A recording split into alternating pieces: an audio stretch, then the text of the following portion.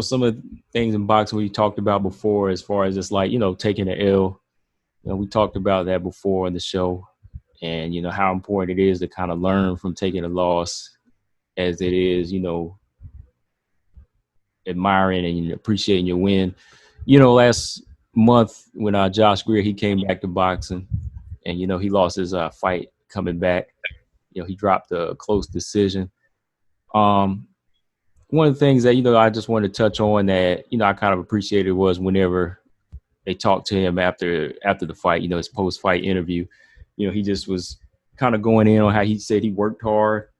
Not There's nothing else he can say as far as just that he has to go back to the drawing board and kind of work on things as a fighter.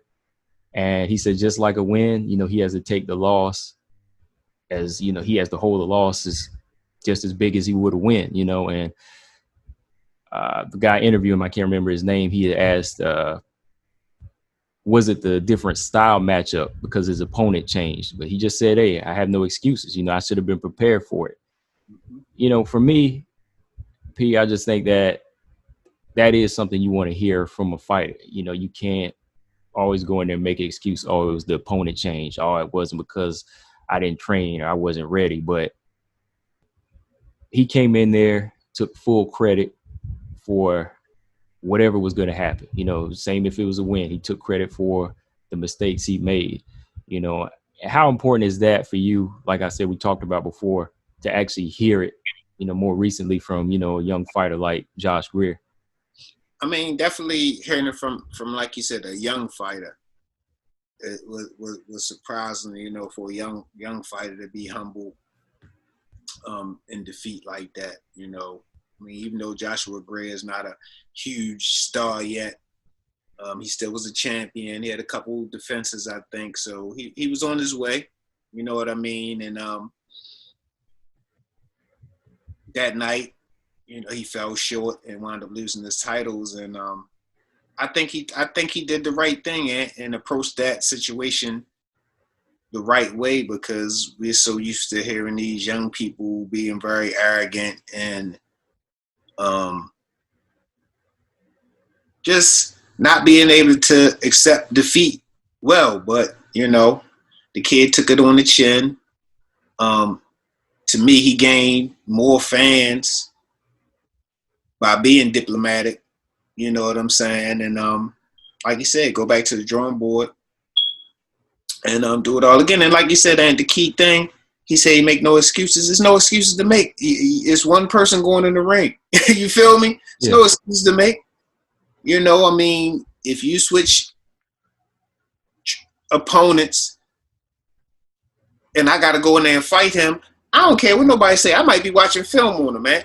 Mm-hmm. If my coach say he don't want to watch, that might be, I got to go in there and fight him. I need to see how this dude body moves in the ring. So, everything he said was absolutely true. And more guys had to face the music and realize that, you know what I mean? It's not really no excuses to make, Ant. You feel me? Mm-hmm. Because until the bell ring, the fight don't start. You got all the way up to the bell ring to pull out of that fight. So it ain't no excuses to make. You know what I mean? People make them, of course, but it's not really no excuses to make. And to see a young man like Greer stand up and take that on the chin and be humble in defeat like that, it spoke volumes of his character. You know what I'm saying? So it's definitely what we want to see. You know what I'm saying? We want to see in some of these young boxers. I mean, of course, we need the other thing too, man. For entertainment purposes, we need that. I won that fight.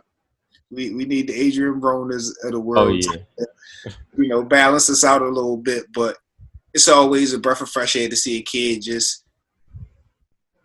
be humble in the fight game, because it's a tough sport. Mm-hmm. And two things that really caught my attention about what he said too is the fact that when he said no excuses, that says a lot. Like, we've seen fighters in the past when they lost, they would say, well, my opponent, he was better at this, but I had such and such going on at the time, or this part of me wasn't working right, or this wasn't the way it was supposed to be. That's all a part of you.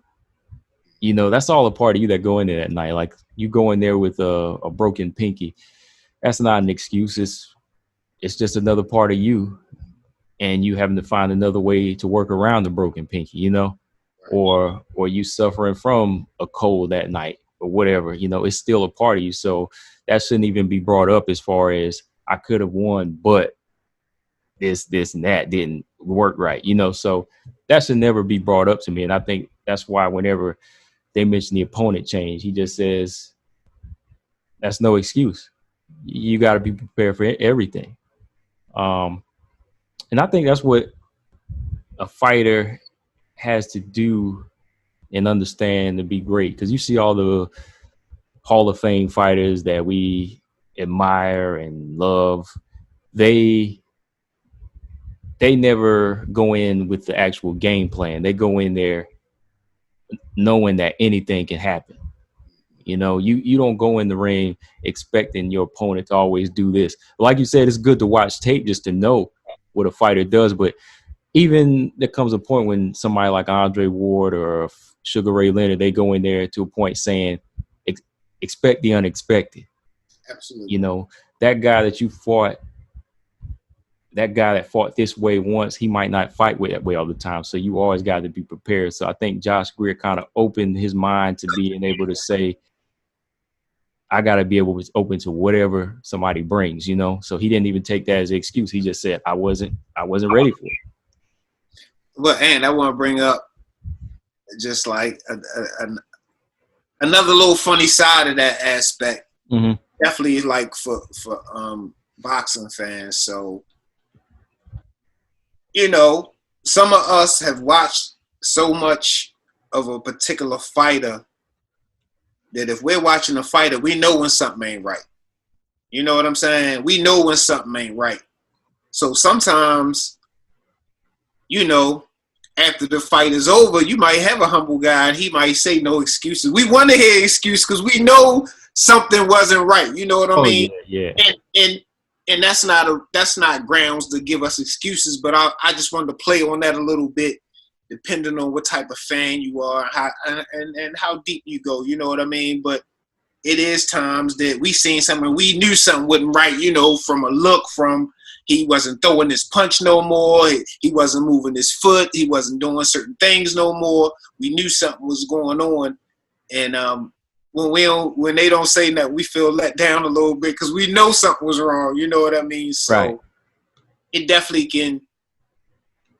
But see, that's different. That's when we're looking for an excuse. We talking about when you making excuses. You know what I'm saying? Yeah. It's a little different. You know what I'm saying? But, you know, you can see that sometimes. You can watch a fight and see something might be wrong with a guy, you know, because we watch the guy so much. We know what he does, you know what I mean, in certain situations and different scenarios. So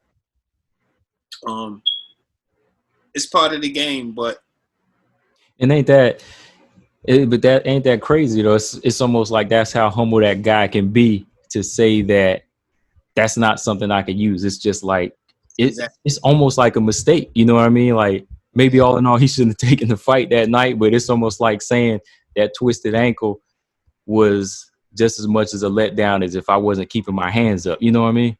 But it hurt when you're a fan because you want him to be like, "Yo, my ankle was messed up." We want him to use an excuse because we wanted him to win so bad. You know what I'm saying?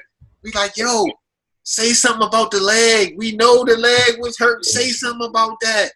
Don't let them think that he was that much better than you." Yeah, it's just like even when fighters get older, when you know your favorite fighter, they don't have it anymore, and you always can say, man, you could just say it. Look, he wasn't the same guy if he fought you 5 years ago. You know what I mean? But it's on that fighter though. They feel humble enough to say, nah, man, I took the fight.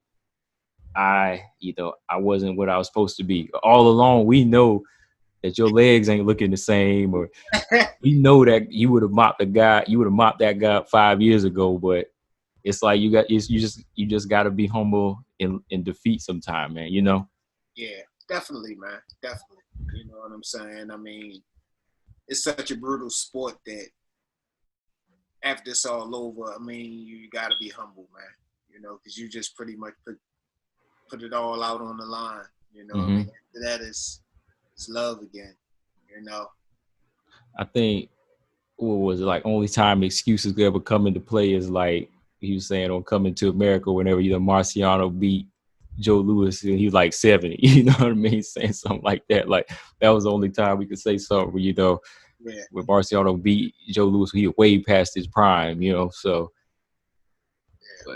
but yeah, I think that that's a good road for a young fighter, a good road for them to start to really say everything I do is always on me. You know, you can't always say, "Oh, I wasn't prepared," or you know, this should have been this way, and I would have been perfect that night. Nah, you know, you always gotta kind of take ownership, accountability for everything in there. Right. I mean, and if Joshua Greer left that interview and cried like a baby, that's how you're supposed to do it. You ain't supposed to let us see you do that, and you know, let the audience or your fans see you make a bunch of excuses. You know, we know you're human. We know it hurt. You know what I'm saying? Yeah. But that's why it's on camera and off camera. You know what I'm saying? You just wait to do certain things till you know you're off camera. You know what I mean? But it's always the right thing to do, you know what I mean? It just sends the right message to be humble.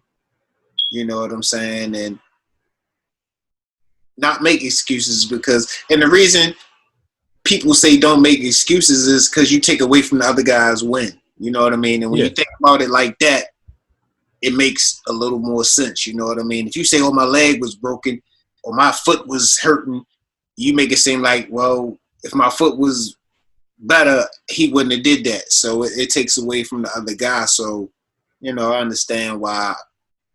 You know, it's a couple reasons not to make excuses, you know what I mean? Right.